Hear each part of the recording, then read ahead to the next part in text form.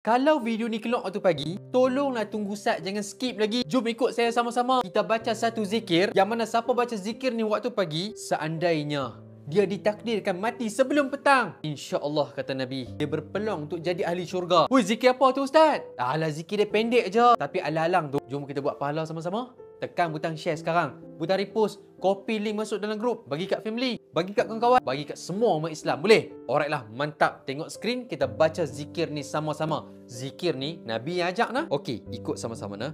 Allahumma anta rabbi la ilaha illa anta khalaqtani wa ana abduka wa ana ala ahdika wa wa'dika mastata'tu.